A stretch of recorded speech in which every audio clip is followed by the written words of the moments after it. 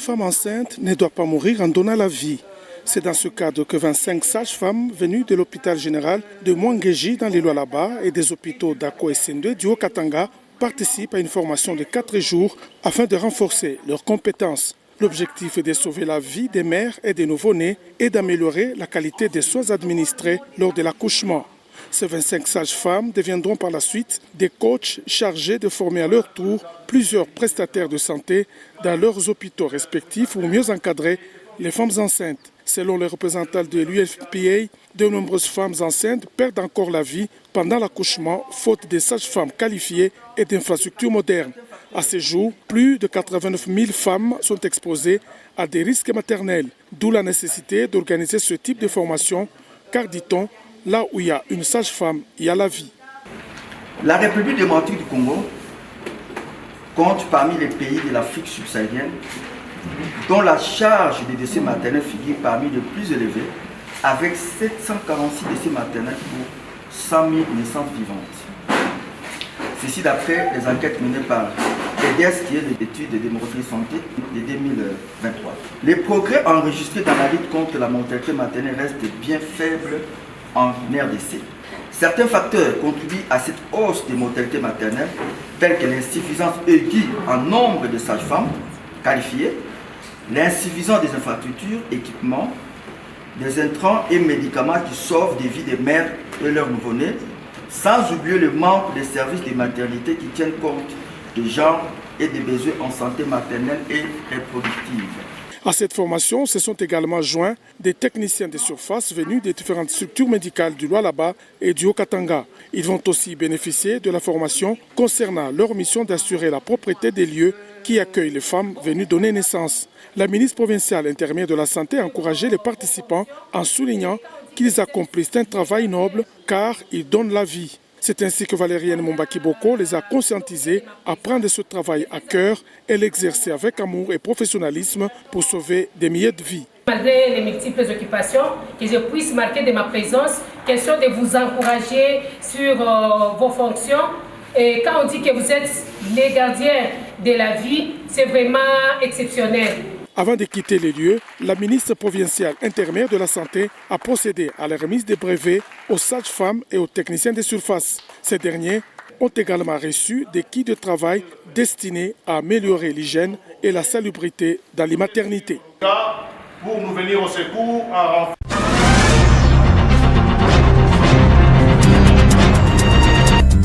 Le maire de la ville de Lubumbashi, Patrick Kafwimbi, a reçu une délégation venue de Kinshasa composée du conseiller du chef de l'État en matière d'environnement et d'un expert dans ces secteurs.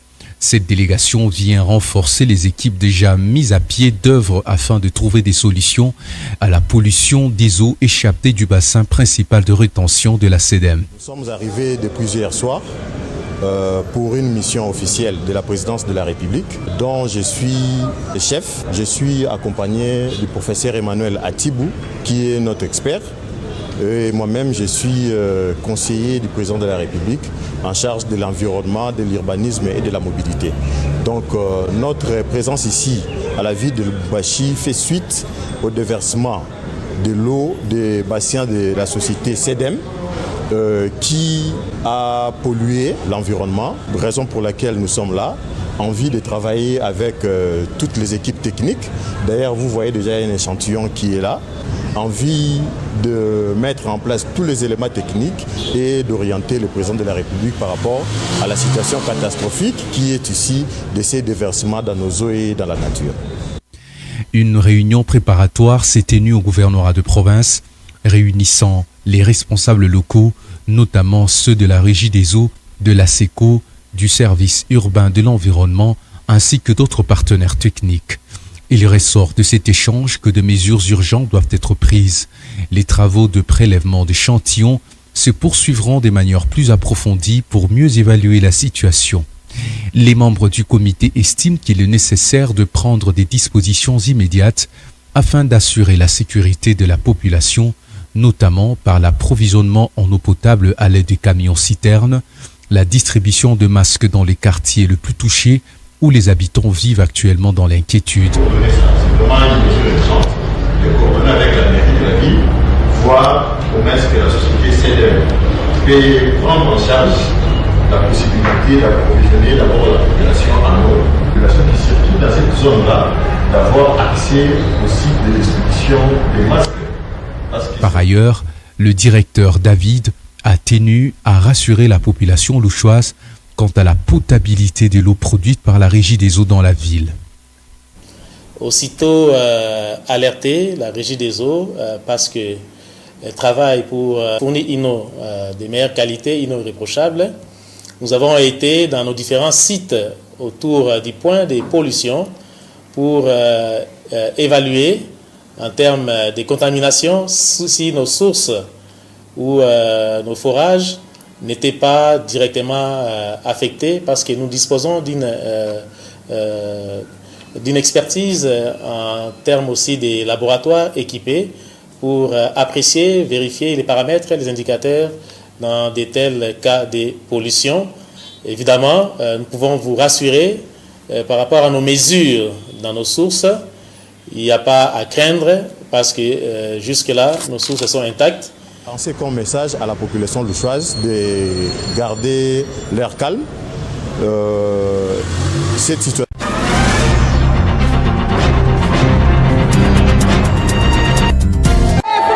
Des déchets ont été retirés de plusieurs artères du centre-ville commercial de Lubumbashi sous la supervision du maire AI de la ville de Lubumbashi, Patrick Kafwimbi. Les axes routiers, autrefois obstrués, viennent de bénéficier d'un curage en profondeur effectué par le service d'assainissement de l'hôtel de ville. Parallèlement, les ordures entassées en désordre par des vendeurs ambulants ont été ramassées systématiquement par les mêmes services. Déterminé à restaurer l'image de la ville, Patrick Kafwimbi ne relâche pas ses efforts et réaffirme sa volonté de faire de Lubumbashi une ville propre et salubre.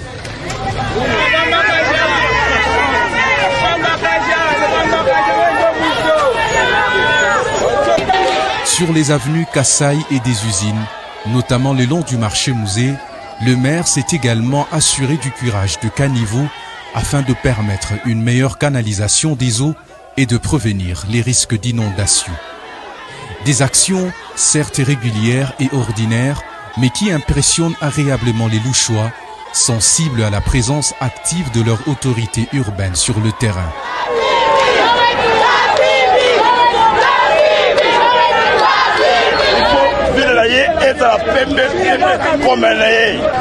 Dans les environs du marché-musée, sur l'avenue Sendoué, un peu plus loin vers les camps Major Vangu, plusieurs volontaires ont saisi le message du maire et ont décidé de s'associer à ces efforts collectifs pour l'assainissement de leur cadre de vie.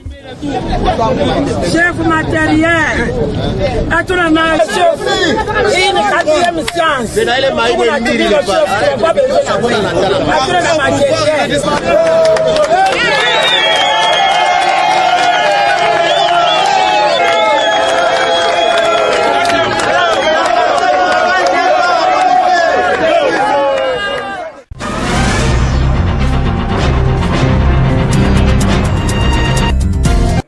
Conduit par le chef de la section politique sociale de l'UNICEF Kinshasa, Arnoldo Degame, ses partenaires de l'éducation ont été reçus ce vendredi 7 novembre 2025 par le ministre provincial de l'éducation, Georges Kadinga Mulondole, dans son cabinet de travail. Ils ont échangé sur les cadres logiques du programme d'urgence de renforcement du système éducatif et de la formation professionnelle dans la province du Haut-Katanga. Les hôtes du ministre Georges Kadinga Mulondole l'ont félicité de l'attention qu'il accorde au secteur de l'éducation et de son étroite collaboration avec son homologue du plan et budget. Arnaud Degame, chef de la section politique sociale de l'UNICEF, a en outre loué les avancées significatives constatées dans la province du Haut-Katanga dans le domaine de l'enseignement. Signalons que cette rencontre fait suite à celle tenue le 5 novembre 2024 à Kisantu, de la province du Congo central.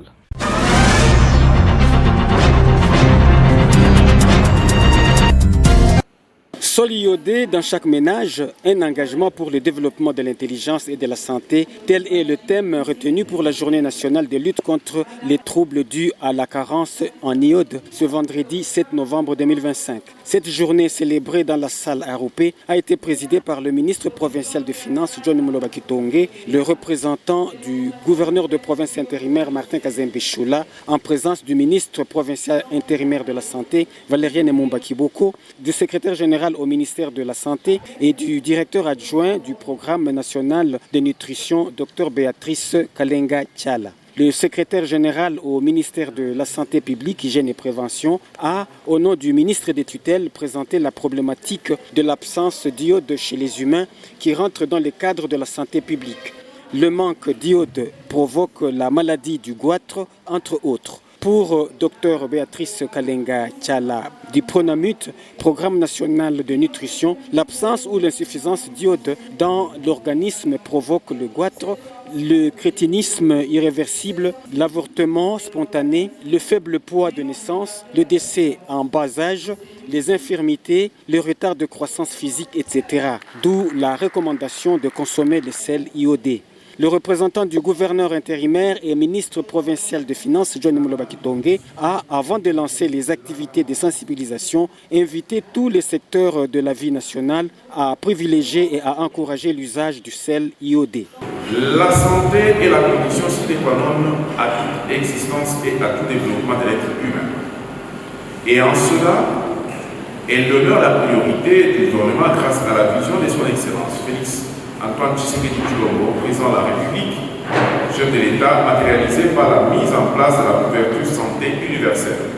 Prenant en compte la 12e conférence des gouverneurs élus à Colombie, le pays s'est engagé à lutter contre la malnutrition sous toutes ses formes. C'est pourquoi j'en appelle aux services et acteurs habilités. Et j'en citerai quelques-uns. Le ministère de la Santé, le ministère du Commerce extérieur, le ministère des Finances, le ministère de l'Agriculture, le ministère de l'Industrie et de l'Économie, évidemment l'OCC, la FED et aussi tout autre acteur qui est impliqué de près ou de loin, de veiller à ce que la population consomme le sel iodé tel que recommandé par l'OMS. Cela étant, je déclare, au nom de son Excellence, Monsieur le gouverneur ad intérim, lancer les activités de la journée nationale de lutte contre les troubles dus à la carence en iode dans la province du Haut-Katanga. La dernière étape a été la démonstration sur l'usage de l'iode. La santé n'a pas de prix. L'usage du sel iodé peut sauver des vies.